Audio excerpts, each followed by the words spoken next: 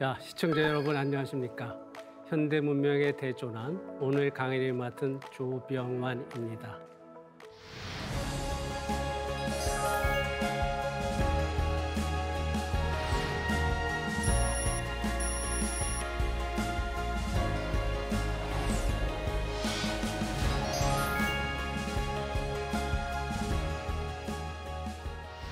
최근 ESG 관련 움직임이 활발하게 일어나고 있다는 이야기 많이 들어보셨죠? 세계 각국의 정부에서 이 ESG 사업을 활성화하고 있고 기업에서도 이 ESG가 더 이상 선택이 아닌 필수 요건이 되었는데요. 제가 보기에는 다소 추진하고 있는 방법에 문제점이 있는 것 같습니다. 따라서 오늘 이 4차 산업혁명과 ESG의 올바른 이해를 돕기 위해 강의를 시작하도록 하겠습니다.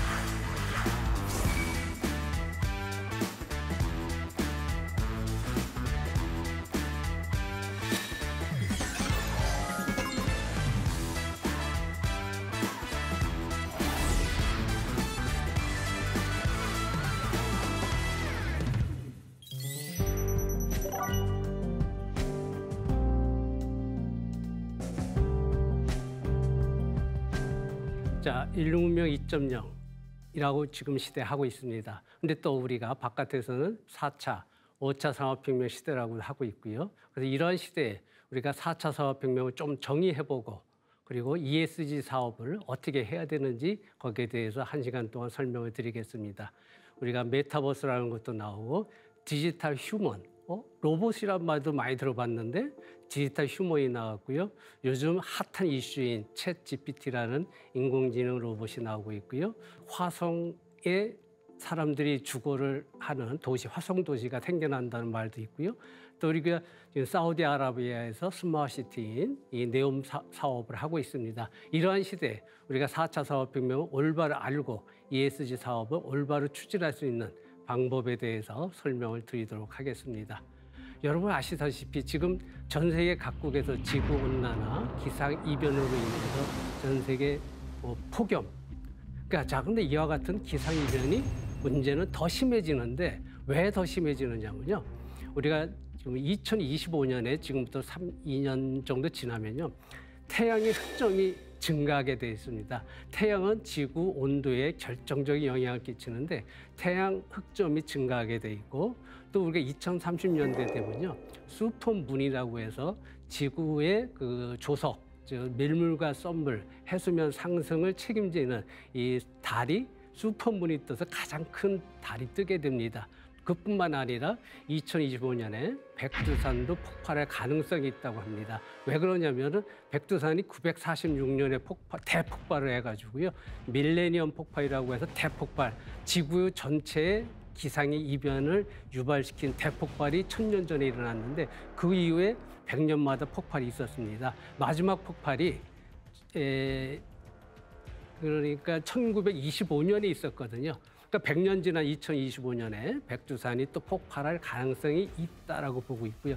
또 더 하나 문제점이 하나는 지구가 이와 같이 녹색 지구로서 생태계가 살아있고 인간이 살아있을 수 있는 가장 큰 이유는 지구에 자기장이라는 어떤 보호막이 있는데 지구 자기장이 점점 감소한다. 그것뿐만 아니라 지금 구글에서는요. 인간 수명을 500세까지 살리겠다는 칼리코 프로젝트라고 해서 2030년까지 완성을 한다고 합니다. 500세 수명, 과연 하나님께서 원하는 인간의 수명인지 모르겠지만 자, 인간의 욕심이 이하 끝없이 가고 있는 사회에서 우리가 양자 컴퓨팅이라는 기술로 인해서 디지털 문명이 양자 문명으로 대전환을 하면서 현대 문명의 대전환은 이제 시작을 하게 됩니다. 자, 그럼 여기서 말하는 양자 문명이 뭐고 양자 컴퓨팅이 뭐고 5차 산업혁명에서 무엇이 어떻게 될까? 과연 여기서 말한 디지털 혁명이 양자 혁명으로 바뀌면서 디지털이라는 것이 의식의 혁명으로 다 바뀌게 됩니다. 사람이 어떤 교육을 한다든가 영성을 한다든가 종교적 구원을 받는다는 것도 디지털 자료로서 디지털 전환, 디지털 통신 방법에 의해서 우리가 USB를 통해서 여러분 뇌에다가 바로 전달할 수 있는 시대가 불행하게도 오고 있습니다. 이런 현대 문명의 대전환 시대에 우리가 뭐 그냥 쉽게 하늘을 나는 자동차라든가 무인 자율 자동차라든가 뭐 이런 건 쉽게 그러니까 너무 얘기하지 말고요. 자, 이런 시대에 우리가 오고 있는 이런 시점에서 현대 문명의 대전환을 어떻게 준비하고 우리가 어떻게 해야 될까? 거기에 대해서 오늘 강의를 하도록 하겠습니다. 말씀드린 대로 현대 문명의 대전환은 디지털 혁명으로부터 양자 혁명으로 넘어가면서 이 양자 혁명이라는 것은 디지털 0과 1이었던 것이 0 또는 1, 즉 0과 1, 빛이 있고 없고가 아니라요. 빛이 있고 없고가 동시에 존재할 수 있는 그것을 큐빗이라고 하는데요.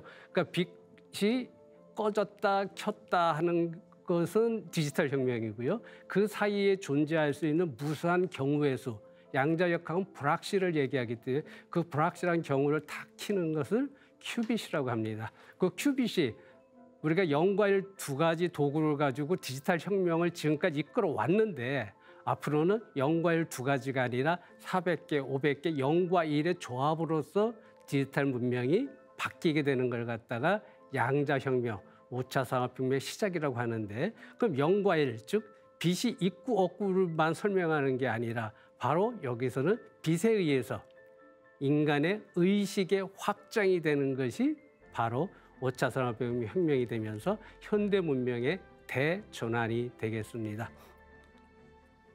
자, 이런 이제 현대 문명의 대전환이 되면서 우리가 이제 빛의 특성이 밝혀지게 됩니다. 뭐 종교에서는 우리가 하나님께서 빛을 가지고 인간을 창조했다고 말을 하는데 그 빛이 어디서부터 시작을 했냐? 바로 우리가 빅뱅으로부터 빛이 나왔다고 보시면 될 것 같습니다. 근데 정확하게 빛은 우리가 빅뱅 이후에 38만 년 지나서부터 빛이 생겨나기 시작하면서 하늘에 별이 생기고 이제 행성이 생기고 태양계가 생기고 이런 세상이 되는데 그 빛에 의해서 우리가 생각하는 인간 또 인간의 지능, 인간의 모든 기억, 영성 이런 것들이 디지털 혁명이 아까 말씀드린 빛의 특성에 의해서 바로 큐빗이라는 특성으로 변하면서 여러분이 생각할 수 있는 모든 것이 디지털 정보로서 해석할 수 있게 되는 것이 바로 5차 산업혁명 시대가 됩니다. 그 시대가 되기 때문에 우리가 알고 있는 의식, 영성, 교육, 종교 모든 분야에 생각할 수 있는 것들 디지털 방법으로 여러분 뇌에다가 인풋할 수 있다. 그걸 마인드 업로딩이라고 합니다. 그러니까 마인드 업로딩 시대에 있어서는 우리가 여러분이 죽어도 여러분의 영혼, 여러분의 개인적 정보, 여러분 내에 있는 정보를 다 USB에 뽑아가지고 로봇의 두뇌에다가 USB를 가지고 정보를 입력시키게 되면 그 로봇은 여러분의 영혼과 여러분의 정보를 가지고 살게 됩니다. 그걸 디지털 영생이라고 하거든요. 이런 시대가 바로 2040년대 오고 있다.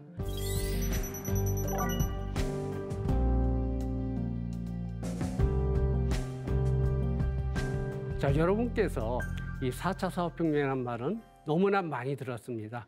4차 산업혁명이 이미 왔는지 지금 오는 중인지 그건 정확하게요. 2009년부터 시작이 된 게 맞습니다. 2009년에 독일에서 우리가 독일의 이 제조업, 산업을 활성화시키기 위해서 독일의 모든 그 중소기업의 공장들, 자동차 산업의 공장들이 전 세계 싼 임금을 찾아서 저개발 국가를 많이 이전을 하다 보니까 독일의 경제가 어려워졌습니다. 이때 이 독일 정부에서 우리가 스마트 팩토리를 가지고 이 바깥으로 나간 기업들을 불러들이기 위해서 시작한 것이 4차 산업혁명의 시작이고 4차 산업혁명 그러다 보니까 독일에서 스마트 팩토리, 자동화 공장으로 시작됐습니다. 그게 2009년 얘기거든요. 그러니까 지금 여러분 보셨다시피 14년 전 얘기입니다. 그러니까 요약해서 4차 산업혁명을 두 문구로 제가 설명을 하자면요. 저기 나와 있는 것과 같이 4차 산업혁명은 모든 것이 연결되고 지능화라고 써 있습니다. 지능화. 자, 여러분 지능화가 뭐죠? 지능화는 우리가 여러분이 일반적으로 얘기한 스마트라는 단어는 틀립니다. 스마트 혁명, 스마트 도시, 스마트 농업, 스마트 국방하는 그 스마트는요. 3차 산업혁명 단어입니다. 여러분 아시다시피 3차 산업혁명은 컴퓨터와 인터넷 기반의 이 자동화된 관리를 하는 것이 3차 산업혁명입니다. 그러니까 여러분이 지금 스마트시티를 하면서 또 스마트 농업을 하면서 스마트 문화를 하면서 스마트 방송을 하면서 컴퓨터와 인터넷 기반 매니지먼트를 하잖아요. 그것은 3차 산업혁명 30년 전의 이야기입니다. 자, 그럼 4차 산업혁명은 지금 말씀드린 대로 모든 것이 연결돼서 지능화됐다고 하는데 지능은 뭐냐? 바로 인간처럼 어떤 생명체에 있어서 두뇌를 가지고 어떤 두뇌의 작용에 의해서 어떤 판단을 할 수 있고 예측할 수 있는 기능을 가진 걸 지능이라고 하고 있습니다. 참 이 지능이 인간의 전유물이었었거든요. 자, 동물도 있죠. 원숭이라든가 우리가 고릴라가 됐건 닭이건 자, 지능을 개들도 있지만 개들의 지능은 인간보다 조금 낮다라고 우리가 일반적으로 생각하잖아요. 자, 그런데 여기서 말한 지능화는 물론 인간을 포함해서 사물이 지능을 갖는 겁니다. 이게 말이 되냐? 사물이 지능을 갖는다. 여기서부터 여러분이 바로 모르는 점이 바로 그것입니다. 사물이 지능을 갖는다는 뜻은 이런 지금 우리가 녹화장이라든가 바깥에 있는 교량이라든가 터널이라든가 차량이라든가 여러 가지 모든 물건, 제품, 시설, 인프라 모든 것들이 여러분 두뇌처럼 생각하고 판단하고 예측할 수 있는 그것이 지능화입니다. 그러니까 모든 사물을 지능화하는 것이 4차 산업혁명입니다. 그러니까 그게 무슨 얘기냐면 이런 건물이 있다? 이런 건물에 일반적으로 센서가 있습니다. 센서가 있지만은 센서가 우리가 어떤 정보를 우리가 그 모니터링 해가지고 그 모니터링된 정보를 그 계측을 관리하는 그 본부로 다 보내주거든요. 관제센터라는 곳으로. 그러니까 관제센터에서 판단을 해가지고 하는 건데 관제센터로 갔다. 관제센터에 컴퓨터가 하는 거거든요. 그럼 컴퓨터가 한다? 바로 3차 산업혁명이 되는 것입니다. 그러니까 여기서 말하는 사물의 지능화, 건물의 지능화라고 하게 되면은 건물이 지가 알아서 사람처럼 행동을 해줘야 됩니다. 그러니까 여기서 지금 이 건물에 예를 들어서 그 온도 센서가 있는데 100도. 100도가 되면 뭐예요? 화재거든요. 그럼 지가 알아서 지능을 가졌으니까 100도를 감지했을 때 그 장소에서 스프링쿨러를 지가 알아서 작동시켜서 스스로 방제 기능을 해주는, 그러니까 스스로 지능을 가졌기 때문에 그렇게 하는 것을 바로 4차 산업혁명이라고 하겠습니다. 그러니까 4차 산업혁명은 여러분들이 모든 사물을 인간처럼 지능화할 수 있게끔 만드는 것이 4차 산업혁명이다. 그렇게 하기 위해서 우리가 4차 산업혁명은 초연결, 초융합, 초지능 이 세 가지로 특징을 짓고 있습니다. 자, 그럼 4차 산업혁명의 초연결 개념을 조금 쉽게 설명하면요. 우리가 고대 시대에는 전쟁을 할 때 사람들이 북을 치면서 이와 같이 전쟁에서 이 전쟁을 수행을 했습니다. 그 이유가 뭐냐면은 북을 침으로써 서로 간에 이 소통을 하고 서로 간에 정보를 교환할 수 있었거든요. 자, 그리고 1차 세계대전 때는 어떤 무전기가 없다 보니까 비둘기를 통해서 서로 연결해가지고 정보를 소통했고요. 2차 세계대전 때는 우리가 전쟁 시에 소대 또는 중대 단위에서 무전병이 있어가지고 무전을 통해서 정보를 소통했습니다. 여기서 정보는 바로 이 전쟁에 있어 승리를 약속하는 공식이 되겠습니다. 근데 4차 산업혁명에는 우리가 초연결과 함께 모든 사람들이 스마트폰을 다 가지고 있거든요. 스마트폰을 가지고 초연결돼 있습니다. 초연결돼 있는데 우리가 국가다 또는 우리가 지방정부다 했을 때 결국 시민이나 국민을 관리하는 데 있어서 초연결된 국민을 이 스마트폰을 가지고 있기 때문에 초연결된 방법을 가지고 관리를 하는 방법을 플랫폼을 통해서 하게 되면은 스마트 국가, 스마트 지방 도시가 되는 것입니다. 그래서 여기서 이제 데이터가 모여졌을 때 그 데이터가 모여진 정보를 가지고 우리가 지금 나와서 핫하게 하고 있는 인공지능, 챗GPT라든가 여러 가지 툴에 의해 가지고 의사결정 또는 예측을 하는 새로운 시대가 4차 산업혁명의 초연결 개념이 되겠습니다. 그래서 이제 아까도 말씀드렸다시피 4차 산업혁명의 목적은 대상이 무엇이 됐건 여러분이 생각하는 제품, 시설, 어떤 도시, 공간, 환경, 개념 무엇이 됐든 간에 그것을 사람의 두뇌처럼 지능화시키는 것이 되겠습니다. 그림에 나와 있는 것처럼 일단 지능을 하기 위해서 우리 사람으로 보게 되면은 사람이 지능을 갖게 되는 주 이유가 뭐냐면은 인간이 오감, 감각기관에서 정보를 바깥으로부터 받아들입니다. 시각, 청각, 촉각, 미각, 후각에 의해서 정보를 받아들였잖아요. 그럼 이것이 신경을 통해서 뇌로 전달이 됩니다. 신경이 뭐냐면은 바로 통신 플랫폼이 되겠습니다. 유선, 무선, 우리가 여러분이 아시는 와이파이라든가 이런 통신 방법이 신경세포 역할을 하는 것이고요. 그래서 신경으로 올라갔다. 신경이 바로 이제 우리가 두뇌가 돼가지고 두뇌가 바로 이제 컴퓨터의 CPU가 되는 것입니다.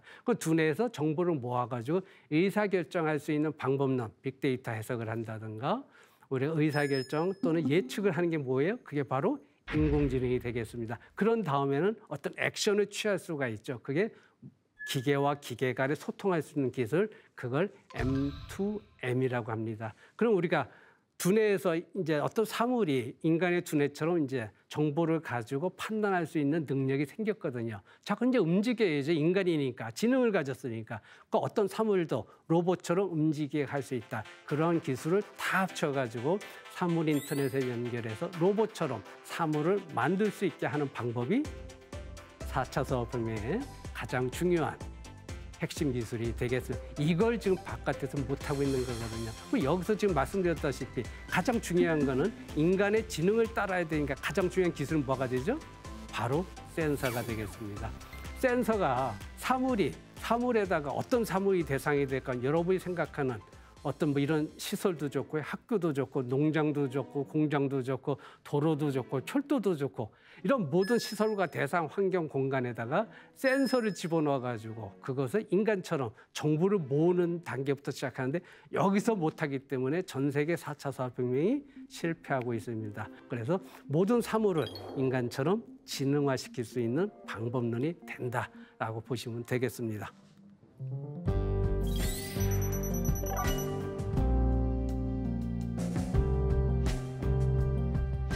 자, 교량을 예를 들어 설명하면요. 우리가 이제 성수대교 여러분 아시다시피 우리가 비극적 사고가 있어가지고 성수대교 당시에도 스마트 모니터링이라고 해가지고 그 성수대교 당시에도 모든 계측을 자동적으로 지능화시켜 하고 있었습니다. 근데 3차 산업혁명 개념으로 모니터링 해가지고 모든 데이터가 관제센터로 가가지고 관제센터에서 3차 산업혁명 개념의 매니지먼트를 했거든요. 그 매니지먼트 모니터링 하는 과정 중에 저 성수대교 같은 경우에서는 중앙 경간에 슬래브가 뚝 떨어지면서 그 아침 시간에 출퇴근하는 그 시내버스가 떨어져서 많은 인명피해가 있었습니다. 그러니까 우리가 모니터링이다, 스마트 매니지먼트는 필요 없다는 얘기가 되겠습니다. 그러니까 지능화된 교량이라면은 이게 교량이 붕괴가 됐을 때, 교량이 어떤 피로 상태에 들어갔을 때, 어떤 한계 상태에 들어갔을 때 교량이 사람처럼 지능을 가졌으니까 자기 스스로 판단을 내려서 센서를 가지고 물론 판단을 내렸죠. 위험하다. 내가 지금 무너질 것 같다. 그러면 어떻게 해야 돼요? 인간처럼 바로 교통신호등하고 소통을 합니다. 교량이 교통신호등과 소통을 해서 교통신호등을 빨간불로 바꾸게 하니까 바로 이제 차량을 스톱할 수 있고요. 이 교량에다 스피커를 달아놓고 스피커를 통해서 지금 내가 위험 상태니까 여러분 대피하십시오라고 멘트를 날릴 수도 있고요. 또는 우리가 전광판에다가 어떤 표시를 할 수가 있죠. 이것이 바로 교량의 지능화입니다. 그러니까 이렇게 되는 것이 4차 산업혁명인데 전 세계 좀 이렇게 하고 있는 데가 아무도 없습니다. 아무리 선진국도 못하고 있거든요. 그러니까 여러분이 이 방송을 듣는 분께서는 이 사업을 하신 분들께서 이와 같이 대상이 무엇이 되게도 사람처럼 지능화되는 것이 가능하다라고 보시면 될 것 같습니다. 컴퓨터와 인터넷 기반의 매니지먼트를 하기 때문에 실패를 하거든요. 그러니까 여기서 제가 4차 산업혁명의 지능화라는 것은 뭐냐면은 어떤 센서를 달아놓고 이 하천 스스로가 어떤 생태 위험성을 어떤 독극물이 들어왔다든가 어떤 유해 물질이 들어왔을 때 자신이 스스로 판단해서 자신이 스스로 지금 내가 이 독극물이 들어왔으니까 빨리 물고기를 대피시키겠다고 초음파를 쏴줄 수가 있거든요. 그러니까 하천이 지능을 가졌다는 게 무엇일까 생각을 해가지고 센서 기반의 통신 네트워크가 들어와가지고 플랫폼 기반으로 해가지고 대응을 할 수 있게끔 하는 것이 바로 4차 산업혁명이 되겠다. 그래서 4차 산업혁명은 아까 말씀드린 대로요. 우리가 초융합, 초연결, 초지능이라고 했습니다.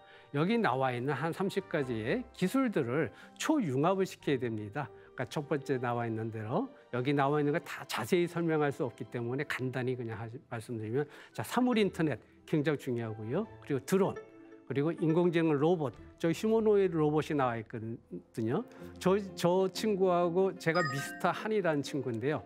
뭐 사람하고 똑같이 생겼잖아요. 로봇인데 저 친구하고 제가 2016년에 대화를 했거든요. 근데 뭐가 문제냐면 저 친구는 저하고 대화한 다음에 그 저하고 대화한 모든 그 인포메이션을 자기 두뇌에다 다 저장을 해서요. 자기 스스로 발전합니다. 근데 저는 인간으로서 어때요? 쟤하고 대화한 다음에 기억이 사라졌잖아요. 잊어버렸잖아요. 망각을 했잖아요. 근데 쟤는 아니죠. 점점 발전하고 있죠. 그러니까 지금 인공지능, 휴먼지능 로봇이 저 왔는데 지금 더 문제는 뭐냐면 지금 올해 3월 달에 챗GPT-4가 발전하면서 저 친구 두뇌에다가 챗GPT가 인공지능 두뇌가 탑재가 되면서 더 자유스럽게 더 많은 모든 컴퓨터와 인터넷에 있는 정보를 가지고 저하고 상대를 하니까 저 친구가 저보다 더 많이 하는 거는 당연한 시대가 되겠습니다. 그러니까 이러한 시대에 우리가 평범한 교육, 평범한 농업, 평범한 문화 이것은 이미 구시대 3차 산업혁명 시대에 되겠습니다. 또는 이런 정보를 가지고 우리가 가상현실, 증강현실, 메타버스, 혼합현실 속에서 정보를 내 머릿속에 가져올 수 있는 기술이 또 있고요. 또 우리가 유전자 치료라든가 또는 요즘 밖에서 많이 하는 줄기세포, NK셀 세포를 통해서 아까도 말씀드린 대로 질병이 없고 500세 장수를 원하는 그런 시대를 가고 있고요. 우리가 또 인류 문명에 지금 지구라는 문명에서 가상 공간으로 같이 들어가는 디지털 트윈 시대가 들어오고요. 우리가 또 공장에서 물건을 생산하는 것뿐만 아니라 3D 프린터로 다 찍어낼 수가 있습니다. 이런 건물을 제가 알기에 이 기초를 해가지고요. 기초 공사를 해서 철근을 조립하고 완성하기까지는 최소한도 이 정도 건물이면 2년 걸리거든요. 근데 3D 프린터로 찍게 되면요. 한 3개월이면 끝납니다. 자, 그런 시대가 됐다는 얘기죠. 그러니까 우리가 생산을 하는, 제조를 하는 방법이 다 바뀌었는데도 사람들은 옛날 방법을 아직도 쓰고 있다. 그리고 이제 이 뇌과학의 발전에 의해서 뇌과학의 모든 그 신경세포들의 작용이 디지털 정보라는 게 밝혀지면서 이 디지털 정보의 뇌 작용이 4차 산업혁명, 5차 산업혁명과 연결돼서 인공지능이 더 발전하게 되고요.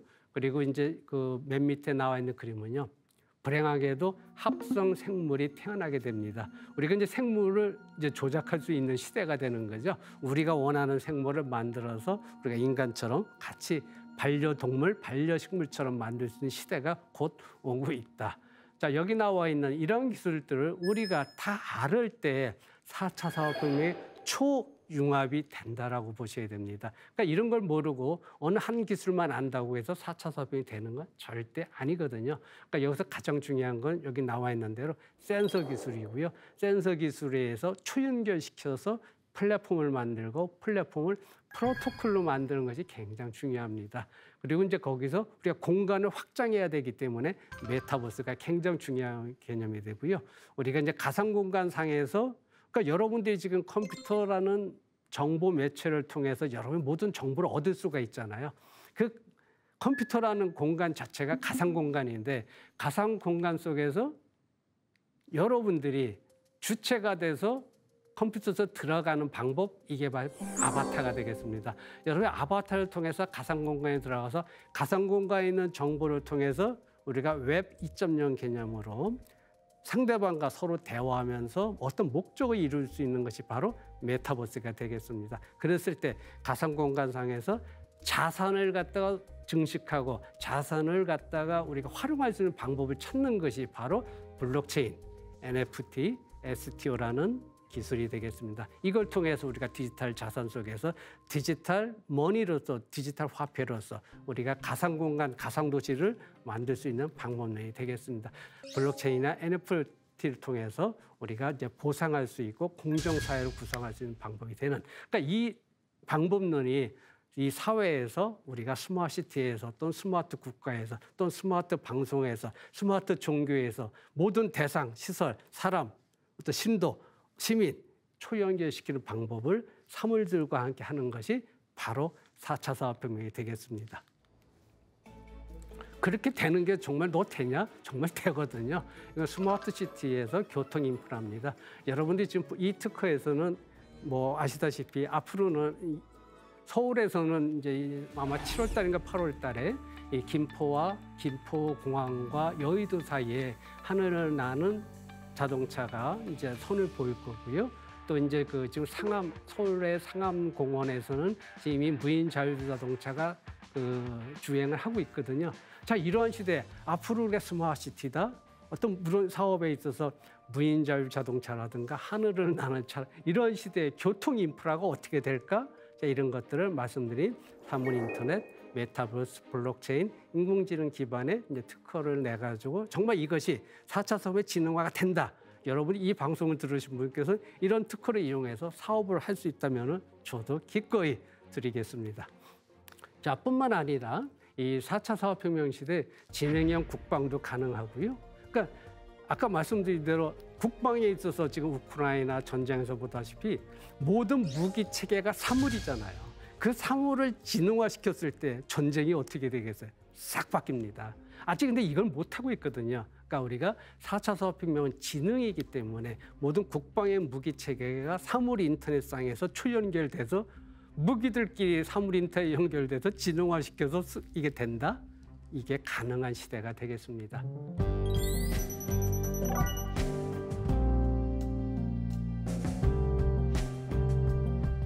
자, 여기서 이제 사실 ESG는 최근 한 4년 전부터 우리의 기업에서, 사회에서, 국가에서 많이 이야기를 하고 있습니다.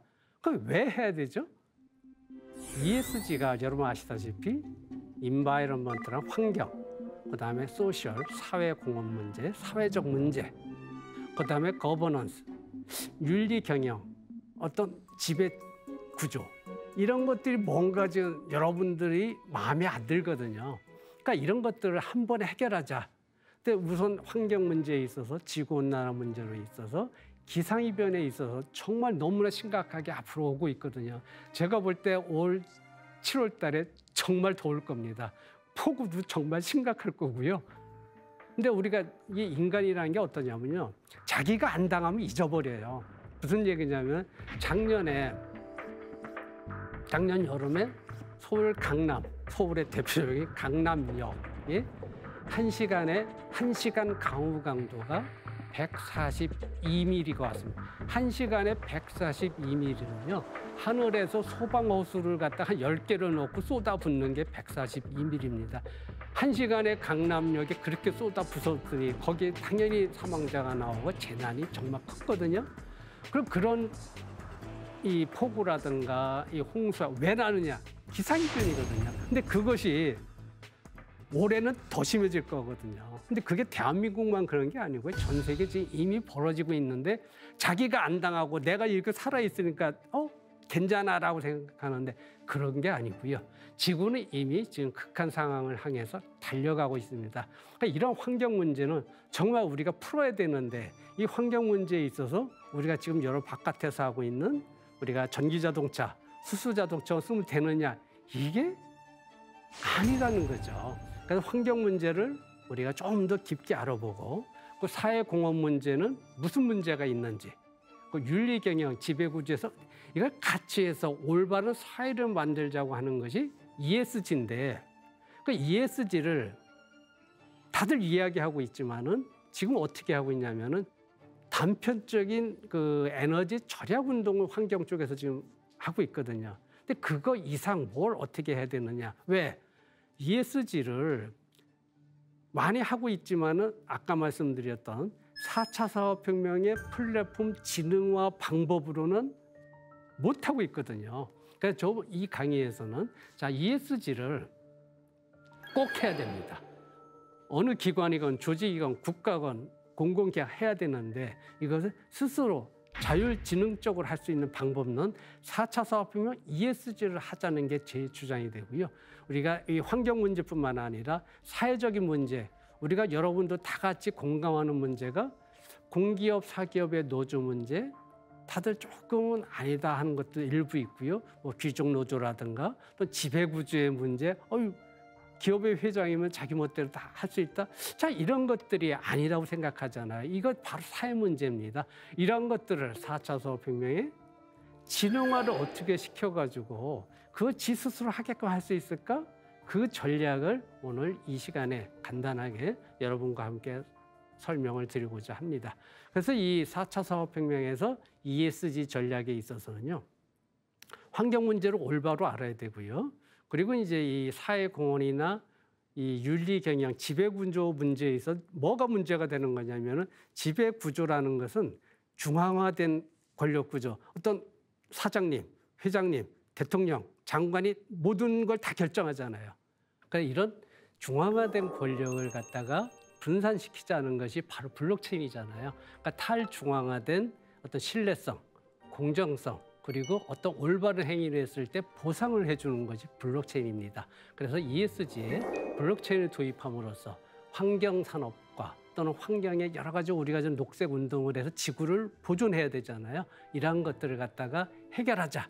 이것이 바로 4차 산업혁명 기반의 ESG 플랫폼 지능화 전략이 되겠습니다. 근데 여기서 일단 주가 되는 건 환경이거든요. 근데 환경이 되는 건 여러분 아시다시피 조금 여러분이 생각을 해 주셔야 되는데요.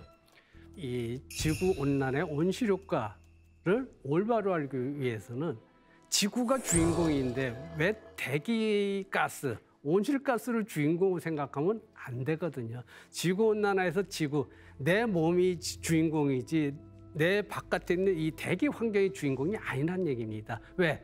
지구 온도 자체가요. 6,000도거든요. 그리고 이 지구가 어떻게 생겨먹었지? 여러분 만약에 제가 지금 한 100m를 갖다가 뭐 한 굉장히 빠르게 아주 저 마라톤처럼 뛰었습니다. 그럼 제 몸의 온도 올라가잖아요. 당연히 올라갈 거 아니에요, 그죠? 근데 지구가 지금 이 우리 태양 우주계에서 자전을 하잖아요. 스스로 하루 한 바퀴 돌잖아요. 자전 속도가 시속 1,600km입니다. 자전 속도가. 그리고 이 지구가 태양을 공전하잖아요. 공전 속도가 시속 108,000km입니다. 얘가 우주 공간에서 요동치면서 운동을 하고 있는데 제 지구 내부 온도가 6,000도인데 얘가 지금 어떻게 변했지? 이것도 좀 생각하면서 온실가스에 의해 가서 이게 어떻게 됐을까를 하는 것이 바로 지구온난화 해결의 근본이 되는 것입니다. 저는 가장 걱정하는 게 이런 자리를 통해서 말씀드리고 싶은 게요. 전 세계에서 우리가 온실가스를 갖다가 뭐 줄이자. 지구 온도 상승을 플러스 1.5도로 막자. 이거 다 맞는 얘기인데 그걸 그렇게 하기 위해서 지금 전 세계 모든 국가한테 요구하는 게 탄소 중립을 시키자. 2050년까지 탄소 중립을 하자. 2030년까지 니들 나라에서는 이산화탄소 온실가스를 30% 줄여라, 40% 줄여라, 50% 줄여라 하고 있거든요. 좋습니다. 근데 그게 거의 불가능한 숫자입니다. 불가능한 숫자인데도 꼭 해야 됩니다. 그런데 문제는 뭐냐면요. 불가능한 숫자임에도 꼭 해야 되는데 그걸 달성을 했어요. 이산화탄소를 넷 제로라고 해가지고 평형을 시켜가지고 온실가스를 갖다가 다 줄였어요. 그랬는데도 지구온난화 기상이변이 더 심해진다면은 이건 누구 책임입니까? 저는 그렇게 될까봐 이 자리에서 그걸 말씀드리고자 하는 겁니다.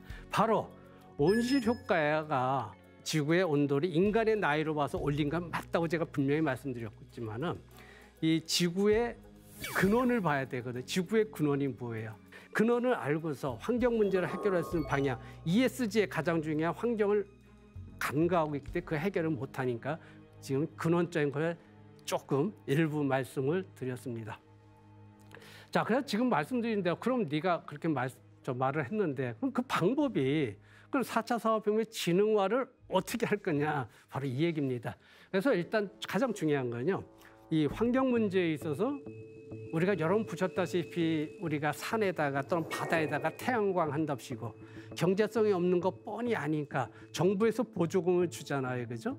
그래서 산을 갖다 까부시고 산을 갖다가 그 안에다가 태양광 갖다가 억지로 설치하고 뭐 이런 행동들을 하죠 지금.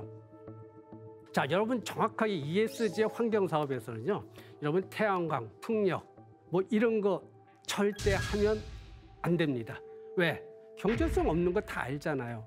근데 그럼 너 대책이 뭐냐? 왜 우리가 2030년, 2050년까지 온실가스 줄여야 되고, 자, 이런 너 어떻게 줄일 거냐? 여러분 방법이 뭐냐면요. 자, 지구상에서 하는 태양광은 당연히 경제성이 없지만은 우주에서 하는 태양광 경제성이 100% 있습니다. 그러니까 우주에서 태양광 발전을 하는 것이 지금 선진국에서 하고 있는데 제가 볼 때는 2028년, 2029년이면 완성이 됩니다. 그럼 우주에서 태양광 발전해서 거기서 에너지 가져오거든요. 또 하나, 제가 정말 놀라운 며칠 전에 이런 발표가 났는데요. 사실 여러분 이 지구, 우주의 모든 에너지원의 근원은 태양입니다. 우리 태양 우주계에서 태양이 이 태양 우주계 질량의 99.8%를 차지하면서 모든 에너지가 태양의 수소, 핵, 융합에 의해서 우주 에너지를 다 만들어내고 있잖아요.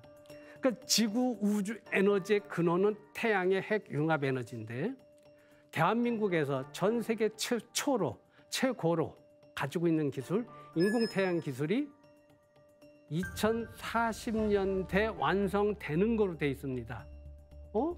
저는 그래서 그것도 굉장히 자랑스러웠습니다. 대한민국 이 작은 나라에서 세계 최고 기술을 가지고 있는 핵융합 인공태양 기술이 토카막 방식에 의해서 2045년쯤 될 거다라고 희망을 가지고 있으니까 앞으로 한 12년 기다려라, 그게 아니라요. 불행하게도 한 일주일 전에 미국에서 발표를 했습니다. 자, 인공태양 핵융합이 마이크로소프트에서요. 마이크로소프트 회사, 여러분 알고 있는 이 회사에서 앞으로 이 챗GPT, 여러분 챗GPT는 마이크로소프트에서 시작을 했잖아요. 마이크로소프트에서 오픈 AI가 앞으로 자기들 세상이거든요. 그 챗GPT에서 데이터 양이 많아지면서요. 전력이 무척 많이 필요합니다. 마이크로소프트가요. 그러니까 마이크로소프트가 필요한데 이 전력을 어떻게 공급하느냐? 저도 놀랐습니다.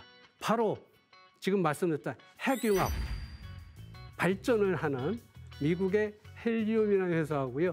2028년까지 공급하는 거를 계약을 맺었습니다. 그게 무슨 얘기예요? 2028년에 인공태양 같은 핵융합 발전이 시작이 된다?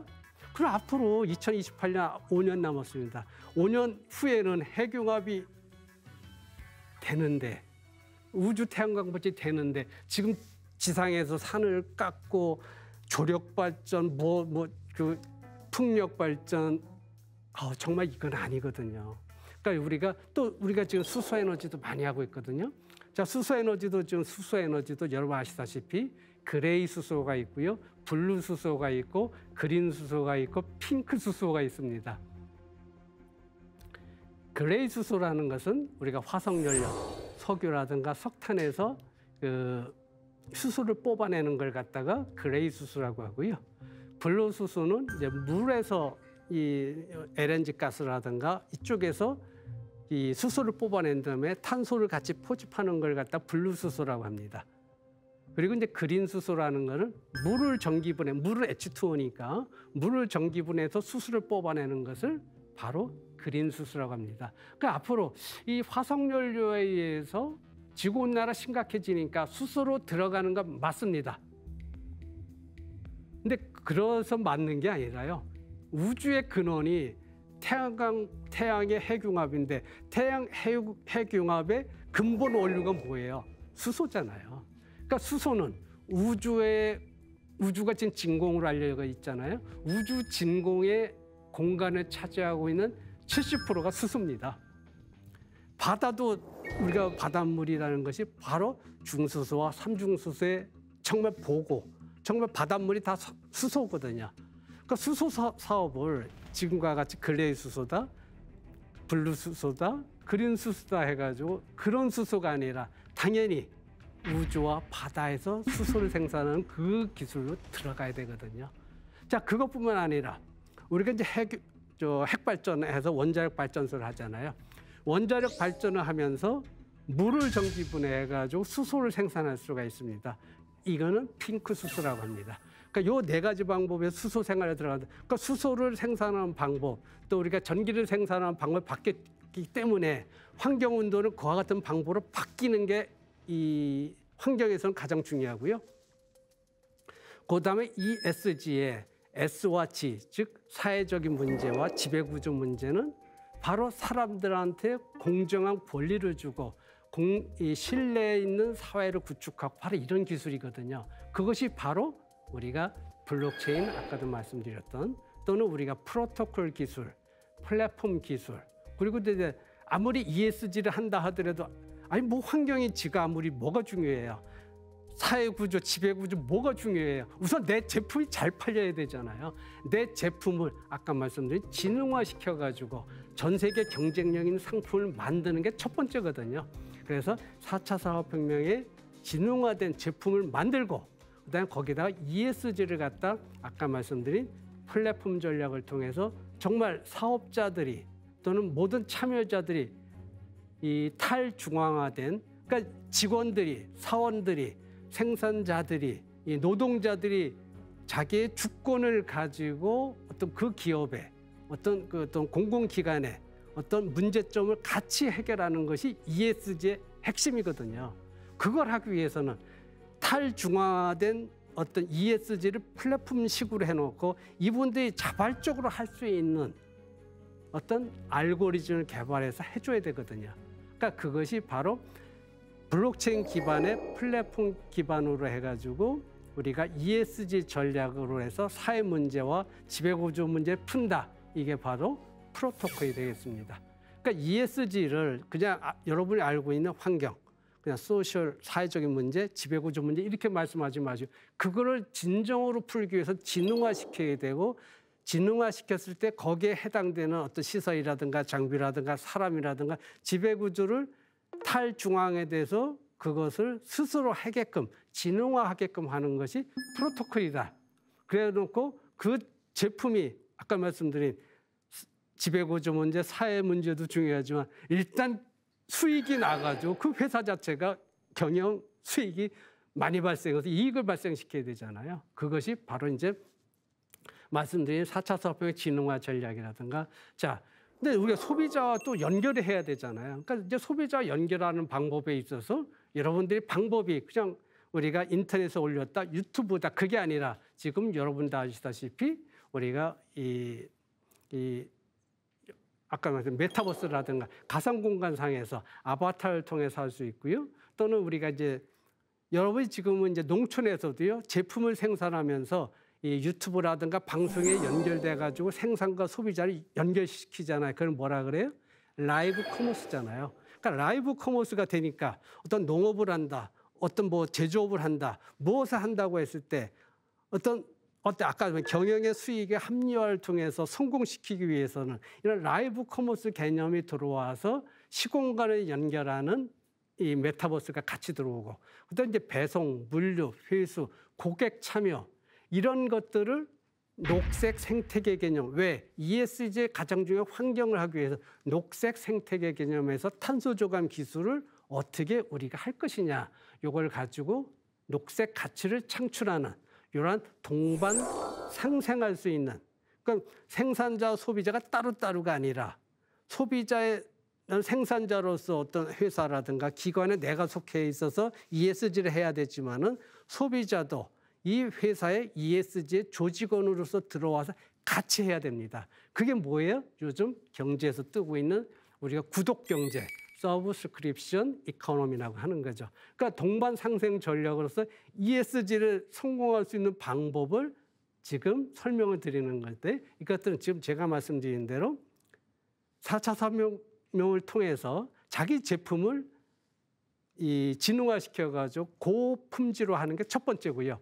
그다음에 소비자 또는 고객 또는 생산자, 시설, 관련 유통시설 이걸 초연결시켜가지고 네트워크화해서 플랫폼화하고 이걸 공정성을 기하기 위해서 블록체인 기반의 우리가 공정하고 보상을 보장하는 이런 걸 해줘야 된다. 그러면서 이 동반 상생할 수 있는 참여자가 스스로 할 수 있는 참여자가 스스로 한다는 게 무슨 얘기가 되냐면요. 여러분 우버 택시라든가 우리가 이 게스트하우스라든가 이런 그 경제 개념을 보게 되면은 우버 택시나 어떤 이런 걸 보게 되면은 또는 우리가 지금 사회에서는 대리운전 기사들도 많이 있잖아요. 이분들한테 여러분 대리운전 하라고 정부에서 시킨 적 없거든요. 우버 택시 하라고 시킨 적 없습니다. 스스로 하잖아요. 스스로 하는 이유가 뭐냐면 자기가 이익을 얻기 때문에 자기 여유의 노동력과 부를 가지고 자기가 노동에 참여를 하잖아요. 그러니까 ESG도 이와 같이 스스로 참여할 수 있는 방법을 키워줘야 되거든요. 이게 바로 프로토콜이 되겠습니다. 그래서 이와 같이 ESG를 기존에 여러분이 생각하시는 그냥 전기만 아끼면 되고 말뿐인 지배구조 계산한다 그것이 아니라 체계적으로 4차 산업혁명 진흥화 개념으로 돌아갈 수 있는 구조를 만드는 것이 바로 ESG에 성공할 수 있는 바로 방법론이 되겠습니다. 그리고 이제 이런 시대에 있어서 지금 우리가 해야 되는 환경 문제에서 가장 중요한 거는요. 쓰레기 제로, 자원을 갖다 절약하는 방법 이런 것들을 4차 산업혁명 방법에서 프로토콜, 플랫폼 개념으로 해서 자원 절약 이걸 실제로 구현하는 것이 굉장히 중요하고요. 여기 나와 있는 이 순환 경제 개념 그리고 우리가 어떤 자원 절약을 하고 쓰레기 제로를 지금 말만 쓰레기 제로를 실제 쓰레기 제로 지금 못하고 있잖아요. 여러분 음식점에 가면 수많은 음식물 쓰레기 잘 안 되잖아요. 그러니까 이런 것들 되게 하는 방법이 아까 4차 산업혁명의 초연결 플랫폼으로 그게 됩니다. 그래서 쓰레기 제로가 되면 어떻게 되냐면요. 바로 매립지가 제로가 됩니다. 자, 이런 것들이 하는 것이 바로 쓰레기 공생 산업단지라고 하거든요. 자, 이런 기술을 통해서 ESG 기술에서도 이런 쓰레기 제로가 굉장히 중요하게 들어가야 된다 생각하고요. 그래서 그걸 하기 위해서 쓰레기 제로를 하기 위한 플랫폼, 그것이 특허로서 스마트 웨이스트 그리드라는 이런 특허를 여러분들이 한번 생각해 볼 수가 있고요. 자, 앱을 통해서 쓰레기를 갖다가 여러분 배출하거나 나한테는 내가 안 쓰는 물건이지만 다른 사람한테는 자원이 돼서 그 사람은 뭐 중고품으로서 사고 싶을 수도 있습니다. 그럼 내가 그분한테 줄 수도 있고 팔 수도 있고 기부할 수도 있고 그러니까 이런 것들 앱을 통해서 자동적으로 하는 것을 스마트 웨이스트 그리드라고 해서 제가 서울 시내에서 앱을 개발한 바로 그런 플랫폼이 되겠습니다. 그래서 이제 탄소 배출권을 거래를 할 수 있고요. 자, 그리고 이제 이러한 것이 자원을 절약하게 돼야 되기 때문에 모든 자원으로부터 도시광산 개념, 우리가 스마트폰으로부터 리튬을 뽑아낸다든가 스마트폰으로부터 어떤 뭐 플라스틱을 뽑아낸다든가 또는 우리가 도시 유전이라고 하거든요. 그러니까 우리가 플라스틱으로부터 우리가 여러분 아시다시피 바이오 디젤류 같은 다 뽑아낼 수가 있잖아요. 그러니까 도시광산, 도시 유전을 4차 산업혁명 플랫폼 개념에서 소비자와 연결시켜서 이걸 정말 할 수 있다. 라고 생각하시면 되겠습니다. 또 하나는 제가 보니까 요즘 우리가 쓰레기로부터 그 바이오 디젤을 하는데 우리가 이제 알게 미세 조류를 사용하거든요. 미세 조류 같은 경우에는 우리가 이 하천에 있는 녹색 조류를 이용해서 어떤 그 도시 하수라든가 폐수라든가 바이오 오일로 만들 수가 있습니다. 디젤류. 어떤 그런 기름으로 만들 수가 있는데 여기 나와 있는 요즘 나와 있는 이 케나프라는 게 있습니다. 이 케나프는 이 어떤 특별한 시설 없이 우리가 이 재배를 했을 때 3개월, 6개월 만에 이와 같이 아주 좋은 작물이 돼가지고 우리가 원하는 뭐 기름도 뽑아낼 수 있고요. 어떤 모든 습 이 플라스틱을 대체할 수도 있고요. 여러 가지 약품을 쓸 수 있고 아주 좋은 재료가 되고 있습니다. 이런 캐나프를 통해서 우리가 탄소 배출권 전략을 사용할 수가 있고, 그러니까 이런 것들이 뭐 대한민국에서도 많이 하고 있지만 전 세계에서도 이미 많이 하고 있는데, 이런 기술을 4차 산업혁명 센서 기반의 플랫폼을 했을 때 말씀드렸던 ESG 전략의 중요한 상품이 될 수 있게 되겠습니다. 이와 같이 해서 여러분 약 1시간 동안 제가 4차 산업혁명과 이어서 ESG 전략에 대해서 4차 산업혁명의 초연결, 초융합, 초지능에 의해서 지능화시키는, 정말 4차 산업혁명은 대상을 사람처럼 지능화시키는 것이다. 지능을 가졌기 때문에 이것이 사물이지만, 시설이지만, 또는 인프라지만, 제품이지만 자기들끼리 대화를 할 수 있고 자기들끼리 소통할 수 있는 것이 4차 산업혁명이다. 이 현대문명의 대전환, 다음 시간에는 이 ESG를 기반으로 한 지능형 상생도시의 모습에는 어떤 것이 있었는지 이야기 전하겠습니다. 다음 시간에 뵙도록 하겠습니다. 감사합니다.